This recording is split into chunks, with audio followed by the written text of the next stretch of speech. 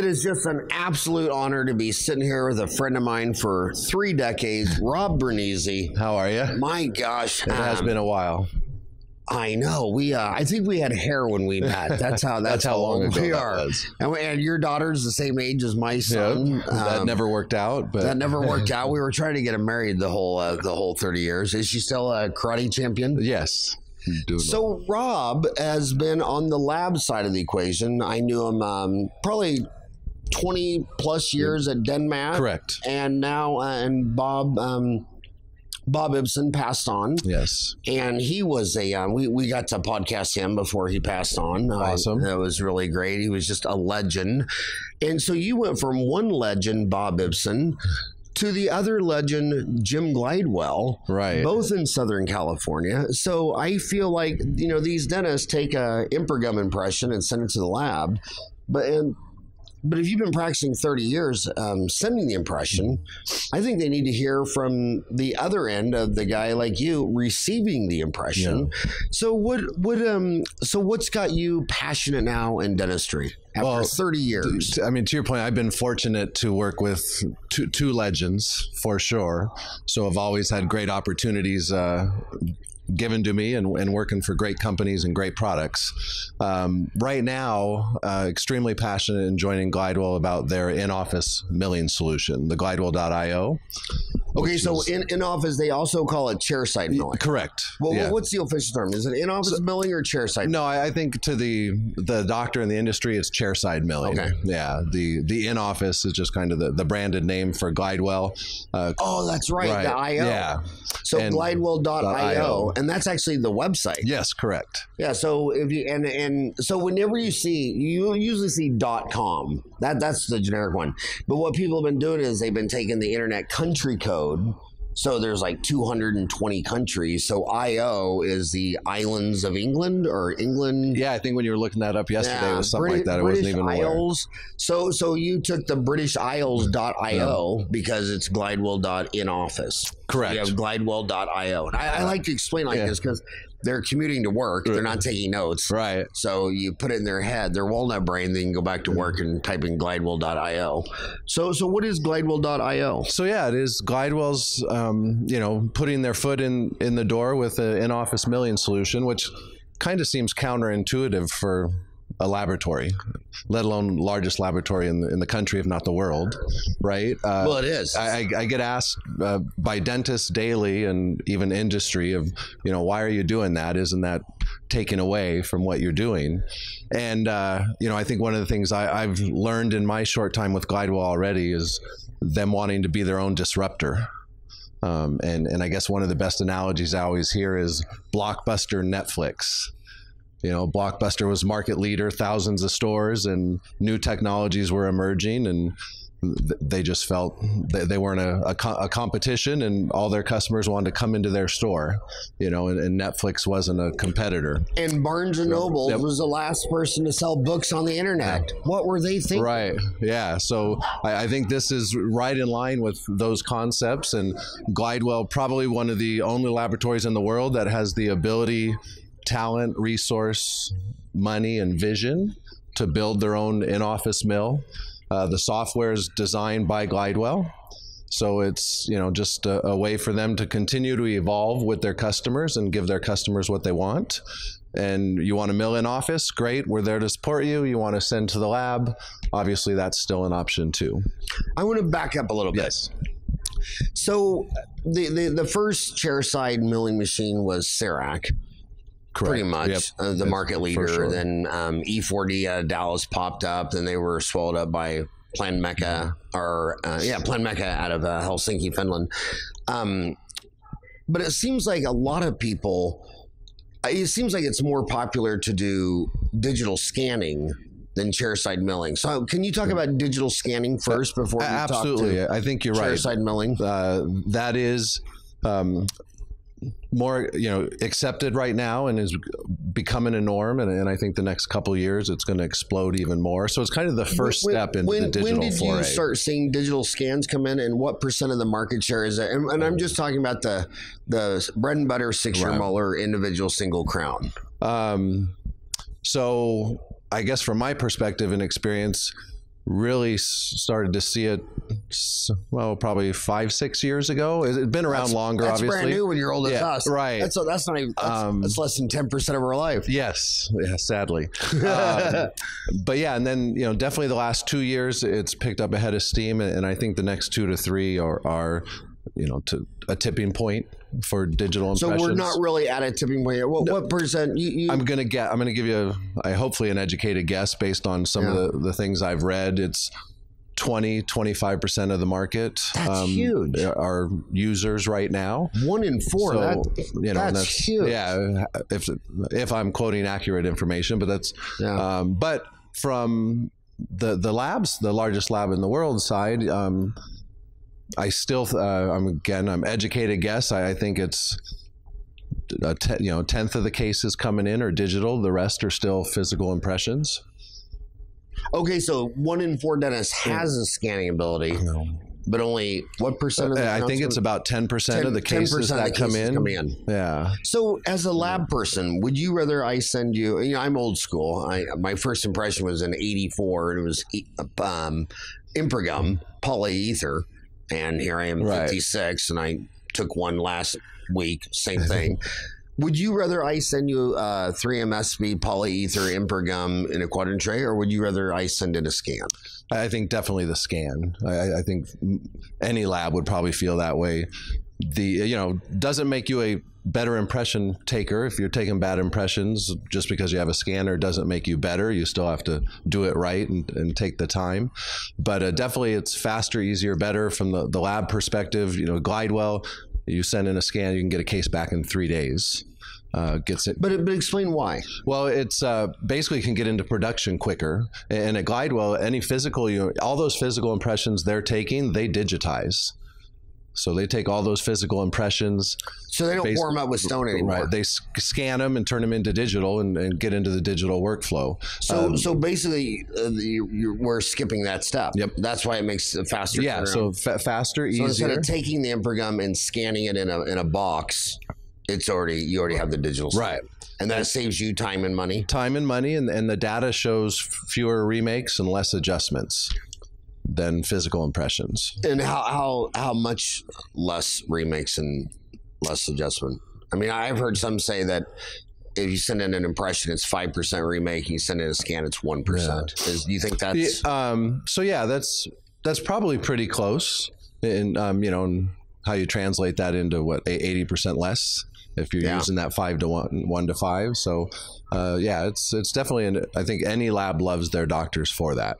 And think of the money. I mean, trucking consolidated because when they built the interstate system in the 50s, and I picked up a trailer load and I took it to you from Phoenix to where you're at, and where are you guys at? Newport Beach. Yep. And I drop off the load, I make money. But if I have to drive back home with an empty trailer, that's called deadheading. And the reason there's no independent truckers left is because you need a national company to get rid of all the deadheading. Well, when that patient comes back, if it's 5%, if it's 1 out of every 20 patients comes back in that chair and they're deadheading, you're not billing anything out, and you got to re-impress. That took all the profit dollars from that case are gone now. And you might take all the profit dollars of another case to cover that deadhead. And these dentists don't really know their accounting. That you getting rid of, if you could reduce your deadheads 80% in Crown and Bridge, that's just you can't absolutely walk away from because that. I think one of the things I've read is 48% of revenue in a GP's office is single unit restorations. And so to your point, that second appointment to have to redo that, not only are you lost all that on that case, you've lost that chair for the new patient or the next patient that could have been sitting there. So it's absolutely huge. So I don't want to ask you a politically incorrect question, but this is Dentistry Uncensored, so I'm going to force you to make some enemies right now. There's so many scanners on the market, and she's driving to work and she's like, "Come on, dude, you've been in here 30 years." Make the decision easy. 3M makes a true definition scanner. There's 3Shape out of Copenhagen, Denmark. There's maybe they have a Dentsply Sirona right now that they have a scanner. Invisalign or Align technology on the Invisalign and the iTero scanner. So she's asking you point blank, and I'm going to hold your feet to the fire. She wants to buy one. What would you tell her? So it's a great question, and I have to go. You have to leave now. No. So Glidewell as a laboratory works with every scanner there is, for sure, and loves to work with all those cases. I guess the answer I would give you in terms of the Glidewell IO, the in-office milling solution, we have chosen to only integrate that with the iTero. And Jim Glidewell, if there's somebody smarter in dentistry, he hasn't introduced himself yet. Exactly. I mean, you said he's coming up on his 50-year anniversary. Yes, next year. The guy is 10x smarter than anybody else in the field. Yeah. I mean, he just and you know that's true because he's Irish. How else could you explain it? But so that speaks volumes. No. So why do you think Jim Glidewell chose to line up with iTero? Well, I think that there's probably a few factors. One, the ability to work with them and fully integrate this digital workflow. So it truly is seamless, and the user experience is the best you can get if you're working with in-office. I think out of the millions of scans that Glidewell has probably received and the data they find between all the different scanners and what it leads to in terms of that in-office use with, probably lowest remakes, cleanest images, all those things came into play in making that decision. I want to tell you one of Jim's secret sauce recipes from my opinion. This isn't something Jim's told me. This is what I believe is that, when you're trying to make any decisions, you got to have data-driven decisions. And when Jim started Glidewell 50 years ago, he didn't buy some off-the-shelf software programmer. He hired his own programmer. And I was always so amazed where you'd call him up.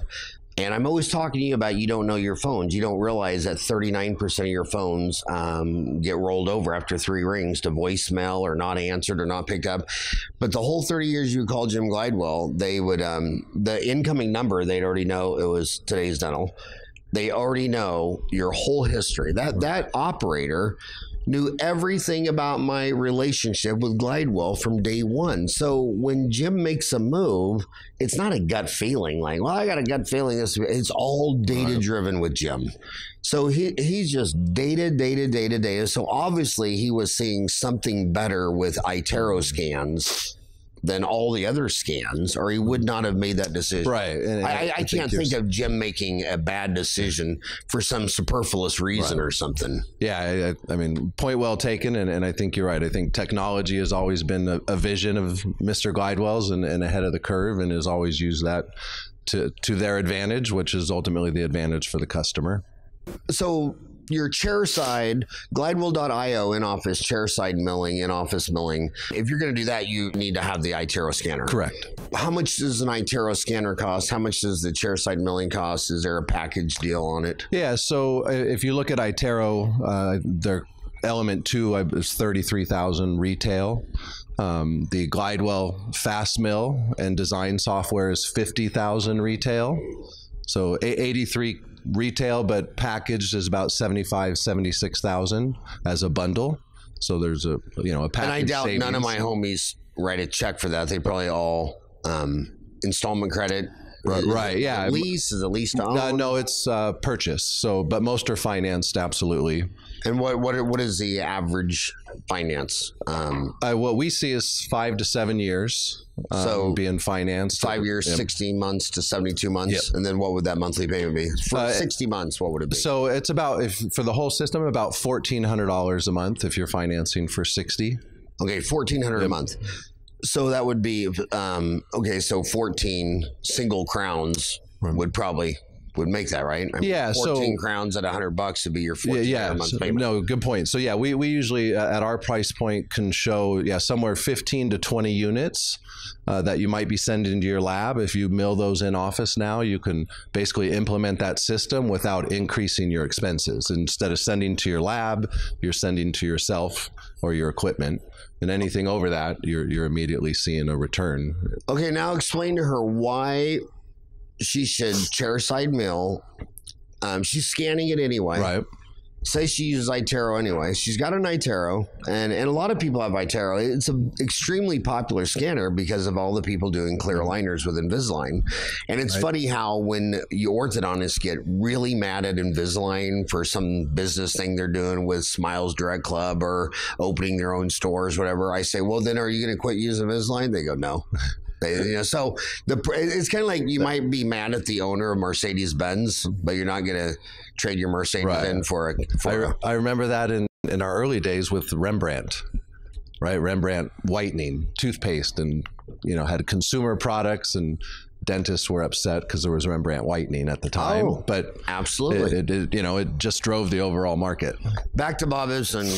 People just don't realize how many genius things he did. Yeah. He actually, when he launched that, he was the sponsor of the Miss Universe. Miss America, I think it was. Miss America? Yeah, it was Miss America. And Miss America, that's a good one. But Miss Universe is fixed because the winner's always from Earth.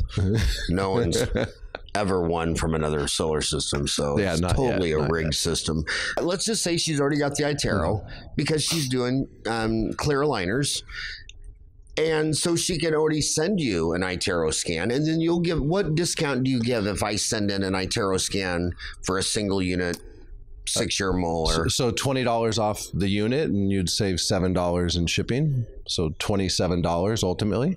So for a Bruxer crown, that's what would it cost if I sent in a polyvinyl? What would it cost if I sent in an iTero scan? So $99 if you sent in the impression, $79 if you sent in a scan. So that starts to pay for itself. So let's say she already has iTero, she already does Invisalign.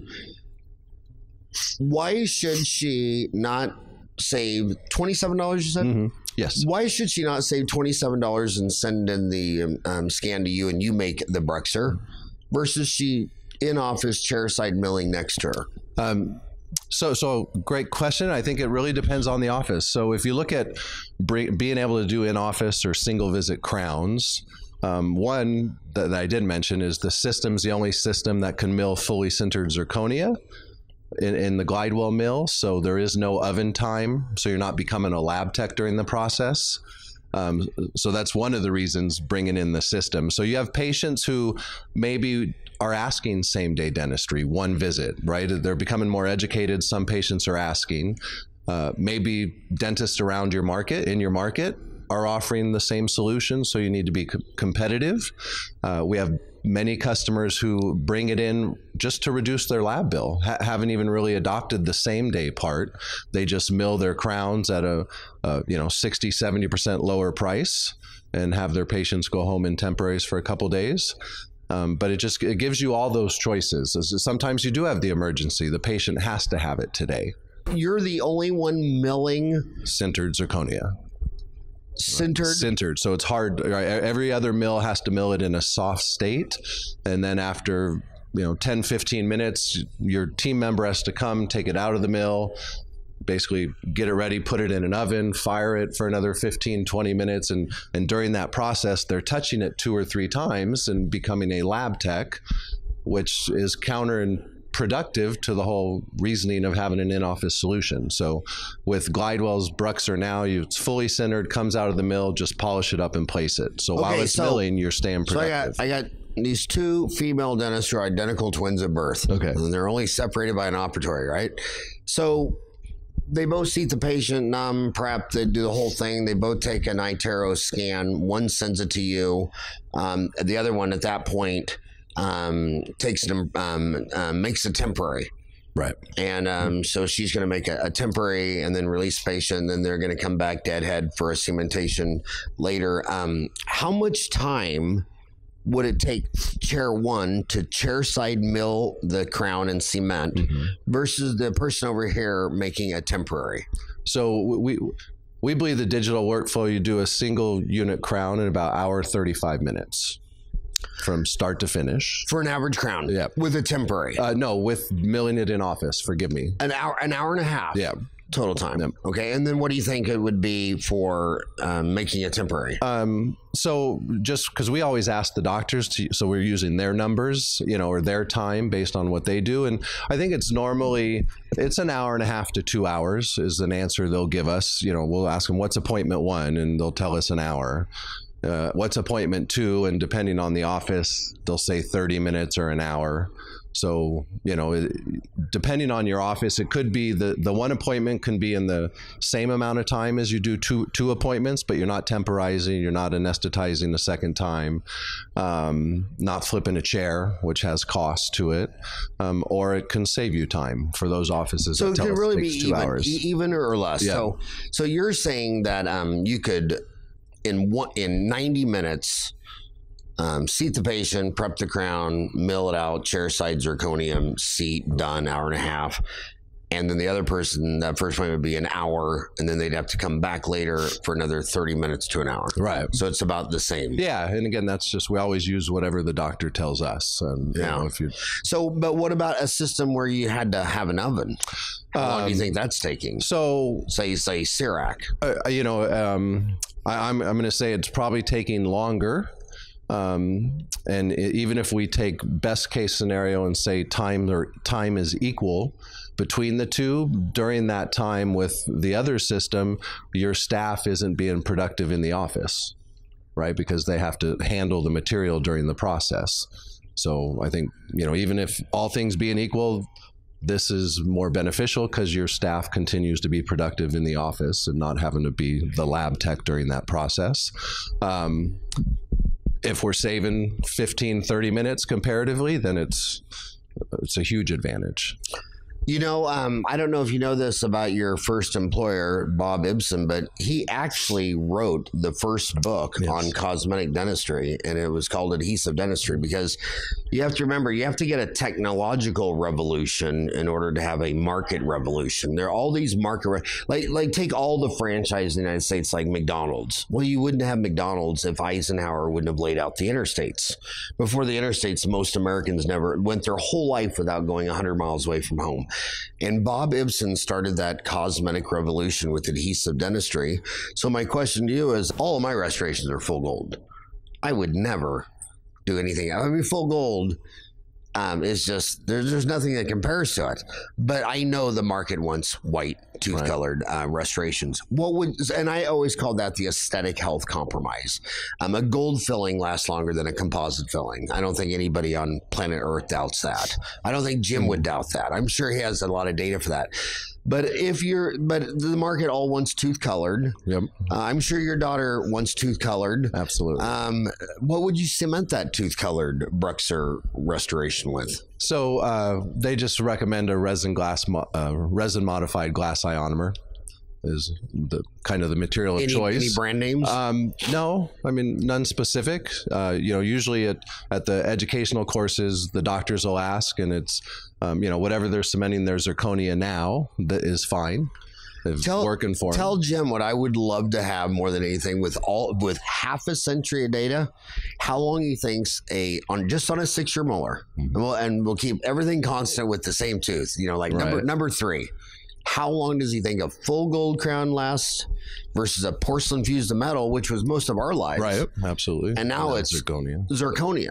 What is your what do you think? What do you think those numbers would be? It's a great question. I mean, the only thing I could share now is, you know, there's 18 million Bruxer now has been cemented. Dr. Christensen and Rella Christensen have probably more studies on zirconia than anybody, and the how it affects the adjacent teeth. And so I will ask Mr. Glidewell. I'm sure he'd be happy to have some of those, pull that info. Data. But he's probably got his first data entry from 50 years ago. Yeah. And that's why he became the largest lab in the world. And the only thing close to that size would be Modern Dental out of Shenzhen. No. But China has 1,300,000,000 people. The United States has 300 million people. I've always wondered about that too. What percent of Glidewell's business is United States versus the rest of the world? It's predominantly U.S. I don't know the percentage for you, but it's predominantly U.S. and they now have facilities in, you know, some parts of the other parts of the country, or the world, I should say. In Europe, Latin America, you know, there's Glidewell facilities there for the local market there. You have one facility outside the United States, so you have a facility in Costa Rica? Yeah, Costa Rica also. Is that your only non-U.S. Oh, no. lab? So Europe, Costa Rica. Where's your lab in Europe? Frankfurt? Germany? Yeah. When did you start a Frankfurt lab? I'm taking a somewhat of an educated guess, so don't hold me to it, but I want to say it's just 5 or 6 years. Okay, so new. Yeah.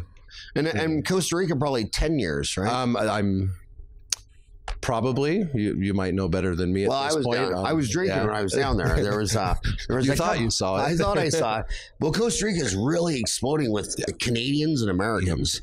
You go down there, and they one of their big macroeconomic goals to drive their economy is to get retired Americans, because if you take let's just say you get $1,000 a month Social Security check. Well, you can live twice as high on the hog in Costa Rica as you can, especially where you are in Newport Beach. Ain't that the truth? I mean, my gosh, it'd probably be Newport Beach would be here, Kansas would be here, Costa Rica would be here. I mean, these seniors, you go down there and they say, my God, I can eat out every night at the fanciest Mexican restaurant for $3 or $4. Right. I mean, what would that cost in Newport Beach? Yeah. 10 times that. Yeah. So it's and Invisalign's down there. Yes. So you got Glidewell, Invisalign. Any other Costa Rica plays in dentistry? Yeah, there's a couple. Viax Dental's a lab down there, and there's a couple more. Well, Utah, they call that Silicon Slopes, and up by Provo, where Gordon is. I mean, oh my gosh, you have 15 dental companies. Yeah. I mean, you got Dentrix and CRA and Ultradent, and you have Curve and all these dental. So we should do a cover story on Costa Rica. Well, I'll go with you if you need support. Seriously? Well, yeah, we should go. And shout out to Craig Steichen, my buddy from Albuquerque. He loves to go deep sea fishing down there. And me and Craig have always gone deep sea fishing in Cabo like 3 or 4 times. So I want to go deep sea fishing down there again. It's really good deep sea fishing. So now that you have the Align technology with your chairside milling, it seems like the next obvious thing you would start doing is clear aligners. Or is that something on the horizon? Or are you going to... Because we've noticed the patents expired on all this. So we've seen around the world 25 companies pop up making clear aligners. Would you agree with that? Yeah, it seems they're Shine has them. I mean, all these coming people fast for sure. are getting into the clear aligner. So do you think Glidewell will stay Crown and Bridge, or do you think they'll start becoming an ortho lab too? Yeah, no, I think Crown and Bridge and implants and educate, I mean, kind of everything they're doing now. And obviously now with the in-office solution is a whole nother market that's open up to them. So yeah, I don't think so. You think it'll stay Crown and Bridge? So let's talk about your new thing is chairside milling, Glidewell.io in office. But it seems like in the last 5 or 10 years, you've made a huge move into implants. Yes. I mean, and some of the legends out of Ohio, Jack Hahn. They have Hahn implants. Hahn implants. Talk about how did you line up with Jack, and how's the implants going? And so the implants are going fantastic, and there's a heavy education platform behind that. How that started, unfortunately, I can't speak to. I wasn't part of Glidewell when all that developed and how that came about. So, but I just know it's a huge part of what they do and what their future is, and the educational platform to drive the education, get dentists comfortable with what they can do and want to do in terms of implants. And then obviously, the Hahn implants is that's another for them. You talk about internal disruption that, if you're going to be disrupted by a chairside milling machine, you guys want to own that technology. Well, if anything was going to disrupt the 3-unit bridge, it would be the implant. Absolutely. So did Jim start seeing a reduction of 3-unit bridges and said, well, we need to get into what's the new 3-unit bridge? It's a single unit implant. And have you seen have you seen a massive reduction in 3-unit bridges replacing the 6-year molar as going towards single implant? Yeah, so I would think they definitely did, and I think I've seen info, something about 95% of the restorations coming in are single unit. Only 5% or so are multi-unit. And I think it's to exactly what you said. It's the implants are replacing the 3-unit bridge. And as we all know, the implant market has been exploding for years. Yeah, and a major player of that, the person selling the most implants is Straumann because of mergers and acquisitions. I mean, they bought Neodent in Brazil, they bought MIS in Israel, and I love the publicly traded companies because you get to see their data. Right. And I've always told dentists to do that. I mean, do you realize if you just buy one share of a stock on the New York Stock Exchange, by law, they have to send you their 10Q quarterly reports, their 10K annual report, and I mean, to read Warren Buffett's annual Berkshire Hathaway report, I mean, that's like a 1 day a year to get your whole macroeconomic fix on what's going on and everything. But I found the data. But anyway, the long story short, when I read Straumann's data, what surprises me the most is that America, first person to land a man on the moon, per 10,000 Americans, we place less implants, like half as much as Korea or Germany. I think we're not even in the top 20. Why do you think Americans, why do you think we're not in the top 20 in placing implants per million people? Why is there still so much partials, bridges? Yes. So that's a great question. I just going back to my years in dentistry, I think a big part is just dentists changing behavior is a big change. And in my career, I got to go through it with Dr. Ibsen and Lumineers back in the day, where, for a decade, talking minimal or no prep veneers just did not gain any attraction or adoption. And the minute we took it to the consumer for Lumineers and the consumer came in asking, then the dentist wanted to at least understand it so they could, either speak to it, around it, or offer it. And that behavior change is just, I think, a challenge no matter what it is. And implants might fall into that. I loved Bob, and the neat thing about Bob is when Bob believed prepless Lumineers, nobody could change his mind because his mind worked at a different level. Yeah. And what I used to see, all the rebuttals came from frumpy old fat bald dentist. And I don't like the reduction. It might look fake. Well, first of all veneers look fake. And what about that woman doesn't look fake? I mean, right. the red lipstick, the eyeshadow, the wig, the augmentations, the Botox. I mean, how could you look at any woman in America all made up and say that looks natural? And when you ask that woman, do you want your teeth shaved down? She'd say no. And the dentist said, well, I'm going to shave them down because if I don't, they'll look fake. Well, they already look fake, but she doesn't want her teeth shaved down. And it was just, so is prepless veneers, what percent of veneers, upper 10, on a woman, do you think are prepless versus they're still shaving off enamel? I believe the majority are still shaving and traditionally prepping, for sure. Yeah. And back to changing the behavior and perception. While it might not be for every case, I definitely think even the fact if, back then it got patients to inquire about it and maybe they weren't a candidate for minimal or no prep, but now they were engaged in asking you, the doctor, and I think ultimately help more people do more cases no matter what. Well, I think the industry got cleaned up a lot just because 30 years ago, all the cosmetic dentists just immediately prepped all the teeth for a PFM. That was crazy.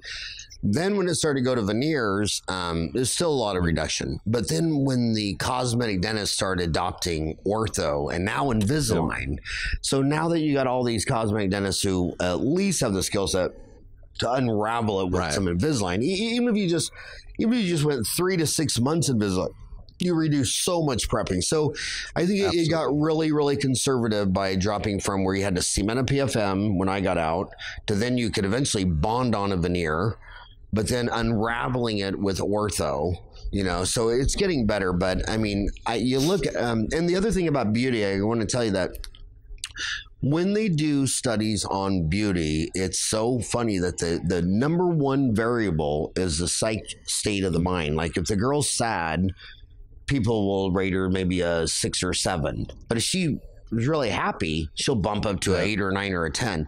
So it's all how she feels is the most important. So when you're talking about natural, well, she looks like a clown to me. I mean, she's got bleached hair, fake eyelashes, lipstick, Botox. You know, it's not the Botox, the lip. It's how she feels about herself, and she just feels good about herself. She's rocking it. She owns it. I remember Marilyn Monroe when someone said, "Oh, that outfit you looks like you're wearing a gunny sack." So what was her next model shoot in? A gunny sack. And she rocked it. Everybody's like, wow, that woman looks hot in a gunny sack. So it showed you that it's not the gunny sack. Right. When you look at those runway shows, they all look like clown outfits. Right. I mean, Yes. Have you ever seen someone walk down in a runway that you later would see that outfit at the Mexican restaurant? I've never seen it. It's all ridiculous. But it's how it makes the human feel. And if you own, and here's another thing you should do with your wardrobe, hang up everything with the hook facing the wall. And then when you wear it and wash it and put it back up, have the hook face you. And then at the end of the year, look at all the hangers facing the wall and saying, in a year, you've done that for us? Yeah, in a year, do the same thing in your shoes. Point all your shoes to the wall. And then when you put them back away in your closet after January 1st, point them to you. Then ask yourself, in an entire year, I never wore that short of those pair of shoes. You know what the reason is? It's not fashion. You don't feel good in that. You always saw something that made you feel better to wear. So just get rid of all that and save enamel, because every time I've ever spoke to a 90-year-old dentist, a 92-year-old dentist, I say, which tooth lasts the longest? They say the one the dentist never touched. Because when you touch that tooth to do when you touch that tooth and do an MOD filling, 10, 20 years later, that's going to be a crown. 10, 20 years later, that's going to be a root canal and a crown.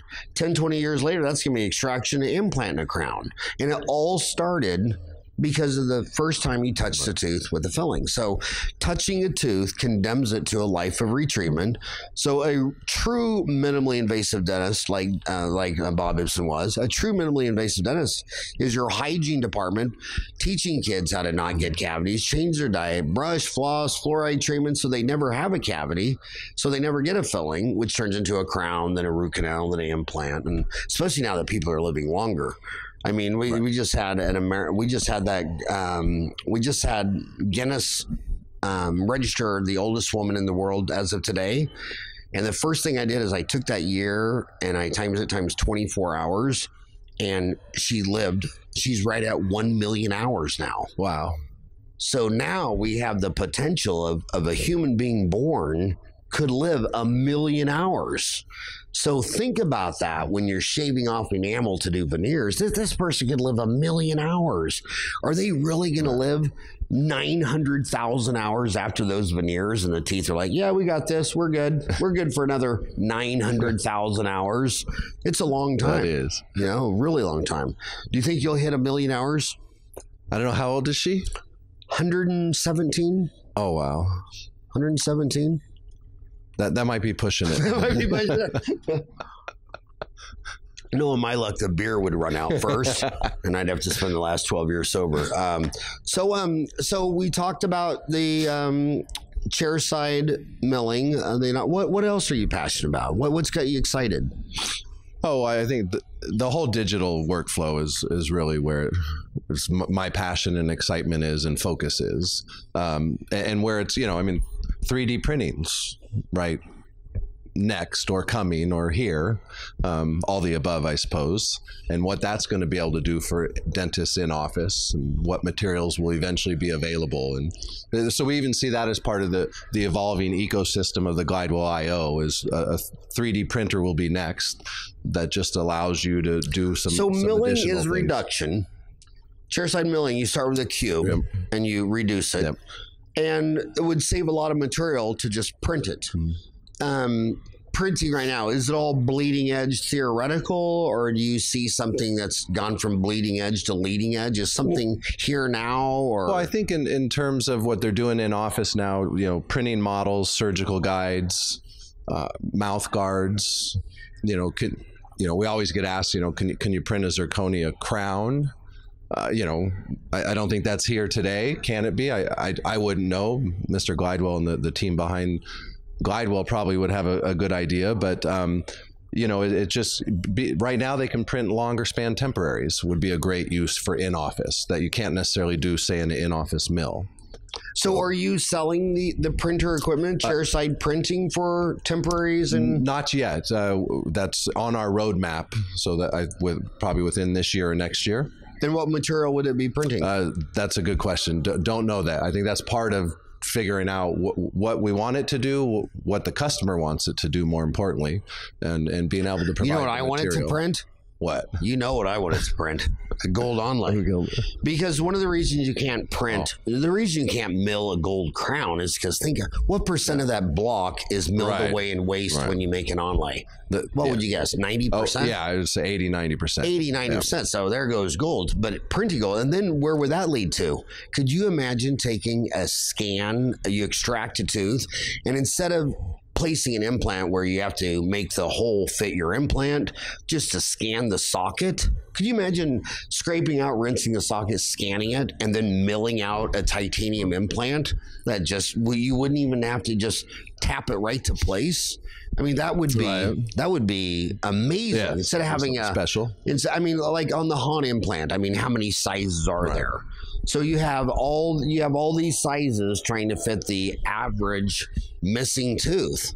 And then it could just go custom. I scan the socket, milled out, or you could even take the extracted tooth if it came out in one piece and scan it the way you do with an impression. And could you imagine that? You extract the tooth, put it in there, and even if like a root tip of it broke off or whatever, it wouldn't even matter on things. So do you think that's Star Wars stuff, or do you think that's 5 years down the line, 10 years? It's probably both, right? Because Star Wars, what used to be Star Wars stuff, we're seeing. Well, we're old enough to see it now, of the things that have come to fruition. So, yeah, I think it's at its infancy, and what it can do, and both in its ability and the materials that can be developed for printing is, I'm sure, not even in our thought process of what. You know what my only claim to fame is in dentistry? What's that? I'm the only dentist who owns a lightsaber. And you don't believe me? Ask my 5 grandchildren. They'll tell you. Ask Taylor. Grandpa owns a lightsaber. I actually do. And she believes it anyway. That's all that matters. That's all that matters. That's all that matters. So you got any grandchildren yet? I do not. You do not? Nope, just the solder, son and daughter. Son and daughter. Nope. But no grandchildren yet. So what else are you passionate about? What else you see? In the industry? Yeah. I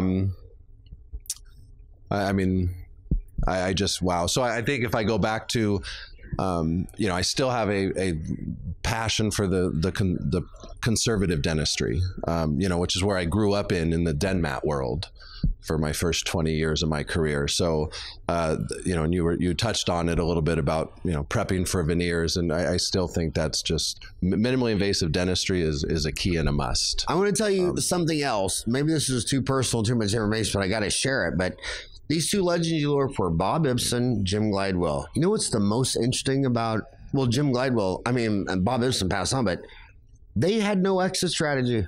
They loved so you're asking, why are they successful? They loved what they did.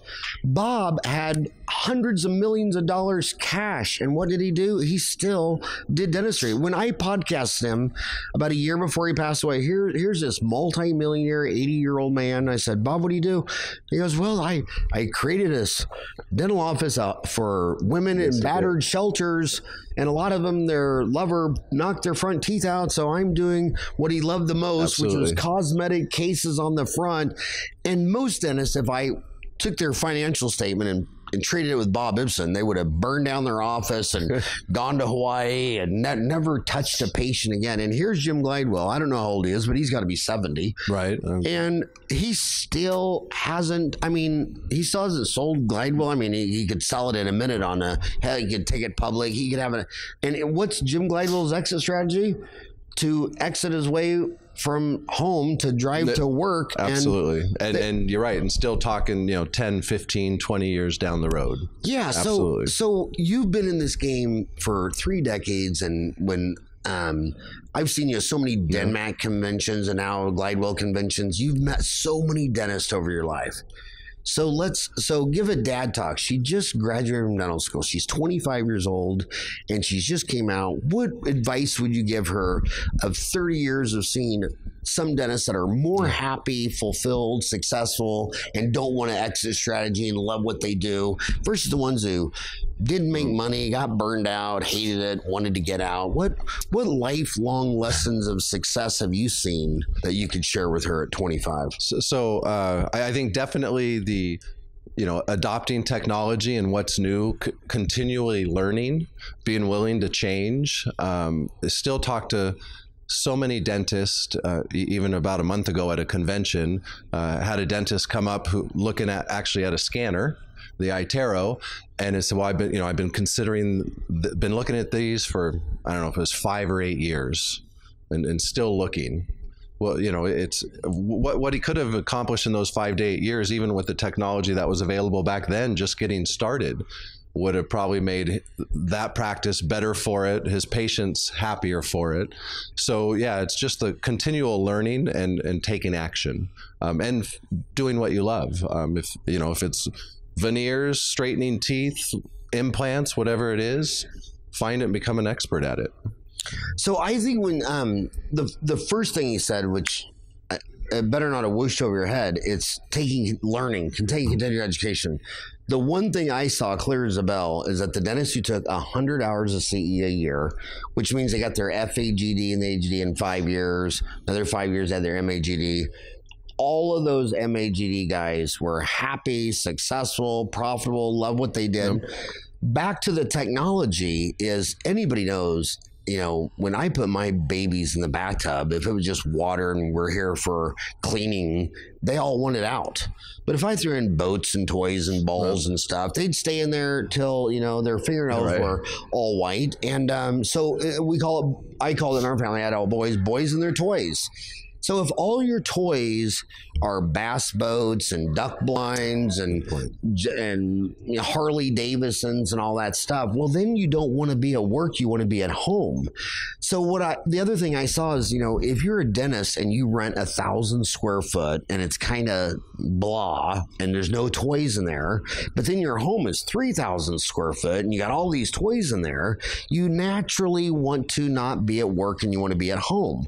So what I think with I think your office should match your house. I mean, why does your office not have a break room? If you're feeling bad, how come you don't even have a couch to go sit down on? Why do you live in this miserable dental office with no toys? So I think when the dental office gets more bigger and more comfortable, and like I've always had a break room that offered all the snacks and beverages and all. It's like, because when you go home in your kitchen, it's not a vending machine. I mean, if you want a snack, you want a beverage, and toys. So if you're like, I'm not sure if I want a chairside milling machine. But then I say, well, what are you wondering about? Well, I'm thinking about getting a new $90,000 bass boat. I say, well, a chairside milling machine is, I mean, if you're not sure, I mean, I'd rather have a chairside milling machine than a bass boat. Maybe an iTero scanner is a better idea. So toys. And who taught me that lesson was Gordon Christian, because he's a DDS, he's a dentist. He got his MS, he's a prosthodontist. He has a PhD in psychology, and one of the earliest columns I wrote, he smacked me upside the head on. It was called Lasers. Does it stand for light amplification, stimulation, emission of radiation, or losing all savings equals reality? And he read that, because I've had a monthly column since 1994. And he read that column and he called me up and he said, hey, he goes, That guy is doing a repetitive task over and over and over from 25 to 35, 45, 55. They burn out. He goes, I'm a psychologist. He goes, if they buy that laser and it makes them run 20 red lights on the way to work because they can't wait to get to work with that, to play with their little toy. He said, if you can just keep them a smile on their face and not burn out, the return on investment on that will be 100-fold. Right. So on Dental Town, on Facebook groups, how many threads are there I'm burned out? Well, then do something new. You know, you do endo. Get a $25,000 global microscope out of St. Louis and drop it down there. And before you do your obturation, look at it at 8X, and you'll find out you missed a canal. One of the canals got slop in there. Or if you drive a Mercedes-Benz, get the Zeiss. They're twice as much, maybe twice as nice. I don't know, but redo your office. You know, I think of all the things I've done to improve staff morale. Every time we've closed down for a week and repainted, reupholstered the chairs, or got new dental chairs, just did a nice make, because McDonald's is the leader, and they, whenever they open up a store, 7 years to the date, they re-gut it and do it all new. So when you walk into any McDonald's around the world, it's anywhere from brand new to 7 years old.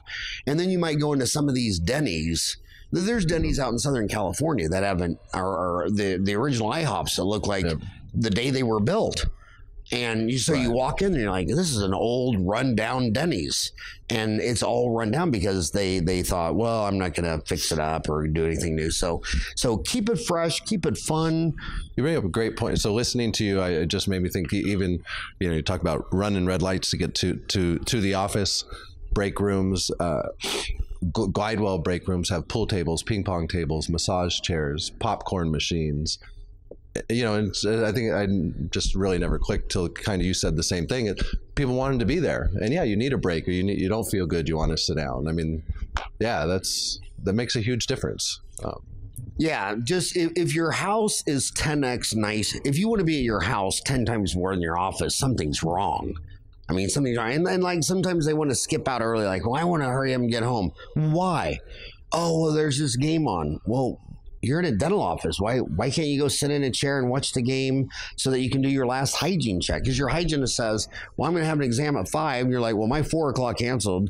I'm going to forget the exam. I'm going home. But why? But Asha, why are you going home?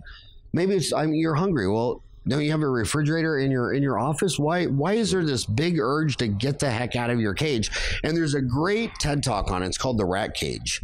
And when they did the rat cage, so for half a century, one of the pending studies of why drugs were so bad is because when they would put rats in a cage, and they did it with monkeys too, and primates, and they'd offer them a water bottle or a bottle with drugs in it, like, you know, various different drugs. They would always choose the drug, and the rats would take the water laced with cocaine until they are actually dead. And everybody said, look at this, drugs are so bad, because they'd rather drink cocaine laced water than water until they die. And it took 50 years for some guy to come along and say, dude, they're in a cage. Repeat the study from a rat cage to a rat park. So he redid the study where they had other rats to play with, they had windmill, they had everything a rat loved in a rat park. And guess what? The rat never drank the cocaine water and just drank the water. And now it's a tipping point. Portugal was the first country to start reevaluating their whole drug policy, because they're like, okay, a guy's under a bridge shooting heroin. Do you think there's maybe a chance he's living in a rat cage? And does putting him in a jail cage, how's that a solution? So they start saying, well, let's go get this guy a haircut and get him some housing and get him some food and find out what's wrong. So they took the same resources of locking him up and said, well, this is about what we spend on a guy on drugs or alcohol or whatever. Let's put that money in trying to make his rat cage life more like a rat park. And the substance abuse, they have the lowest substance abuse of the known world. Whereas, you know, in the substance, you know, alcohol is the 80% of it, but like in the United States, it's like, you know, like 14, 18%. Portugal's 5% when they start doing that. So that the first thing I thought is, how many dental offices are so cool. And the first guy that really beat this in my head was one of my classmates, Brian Newworth. He opened up a dental office. He was the first guy. He was the smartest guy I know. And I walked into his operatory, and it was like the size of a front room. Every operatory was 10 by 10. And I said, why is your operatory so big? Why is there a couch and all this? He goes, well, I figured I was going to spend a third of my life in this room. So if I'm going to spend a third of my life in this room, why is it 8 by 10? And when someone comes in and you're trying to find a chair that they can squeeze in the corner to be with their family member, why not just have a damn couch? Why not a lazy boy? Why not a refrigerator? And he built these 20, I think, everybody was 10 by 12. I think his were all 25 by 25. Wow. And guess who still loves dentistry today more than anybody I know? I mean, he just still loves it because day one, he built a rat park. And then and then if you build a rat park, what's all your homies say? Oh, he built a Taj Mahal. And I said, okay, who said that? And they said, okay, I said that. Okay, you live in a Taj Mahal. No one's making fun of you living in a Taj Mahal, and you hate dentistry, and you post, all your postings are you're burned out and you hate dentistry. And then you call the happy guy who lives in a Taj Mahal. In fact, I would say this: if you can't afford a nice dental office, why don't you rent in an apartment and put your money in an investment, a dental office, and make so much money off that because what do we do when we drive through poor areas of town, like in Phoenix, when people say, well, look at that, he's living in a rundown house and has a $30,000 hot rod in the front yard. Well, you think that's a misallocation of resources. I would tell that guy that he should have gone to DeVry Institute and got a better job or a better education. So you know that in poverty areas, you don't want to put $30,000 into a car if you're unemployed living in a worse part of town. So I think Rat Park is very important. Absolutely agree. So I can't believe it's been an hour. Final question. She's 25. Any other trends of advice? Who in the 30 years? Because how many dentists have you talked to at the booth, at the conventions? I mean, you've thousands and thousands and thousands. Yes. What trends? We talked about continuing education. We talked about working in a rat park instead of a rat cage. Any other technology? So all your boy toys shouldn't be boats and shotguns. It should be a scanner or something. Any other things that the CBCT scanning is seems to be pretty, up and coming, and a lot of excitement and passion from dentists. And I actually probably don't talk to as many about it just because where we are, they're talking about, say Glidewell or Glidewell IO in this case. But, reading a lot of post articles, seems to be a lot of interest there. Post articles? Post end articles. I mean, just seeing in the industry publications, but that's a little out of my realm.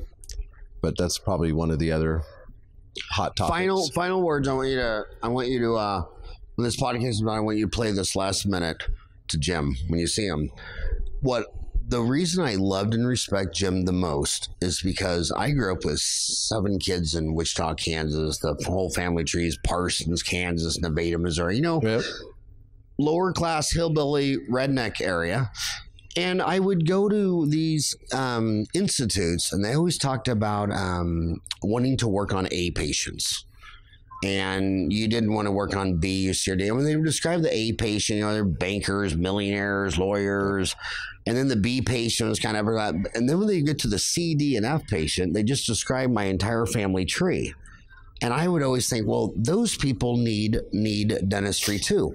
And then I watched 2 guys come out. One was in airlines, Herb Kelleher, Southwest Airlines, and one was Jim Glidewell. And they both said, keep one eye on the cost, one eye on the customer. Use your brain to drive down cost until your customer has the freedom to afford to fly or save their tooth. And then I would go to all these dental conventions, and all these elitist cosmetic dentists from all their institutes the joke would be Jim. Oh, you could use Glidewell. I'm like, Well, what did that even mean? And then they started calling it to me. I remember in Dickerson, every time he lectured at AACD meetings, he says, we're Neiman Marcus, we're Nordstrom's, unless you want to be like Farran and be Walmart. I'm like, well, what the hell's wrong with Walmart? Don't most Americans go to Walmart? And if you try to make something, if you're really, really smart, you can drive down costs. The only secret to lower price is lower cost. And it's innovations where Southwest wasn't going to do the hub and spoke. They were going to fly direct. And they noticed when you made an airline ticket, you only said, how much does it cost? You didn't say, are you going to be serving chicken or lasagna? So all he did is said, this is what they're concerned about. And Herb Kelleher drove down cost in flying, because when I started lecturing in 1990, unless your Fortune 500 company was buying the airline ticket or the government, only that class flew. The American people couldn't afford to fly when I started lecturing in 1990. It was too expensive. Now anybody can fly. And it was Herb Kelleher that made any grandma in America be able to afford to fly to her granddaughter's baptism or first confirmation or whatever. And Jim did the same thing. How many of those common people in the flyover states did Jim make them have the freedom to afford to save their tooth by driving down costs? I think you said it perfectly, as I've heard him say. So that was spot on. All right. Well, it was an honor to podcast you. Tell your daughter I still have only 2 of my sons are married off, so she still has 2. All right, still a chance. There's still a chance. All right. Will do. Thank you. Have a great day.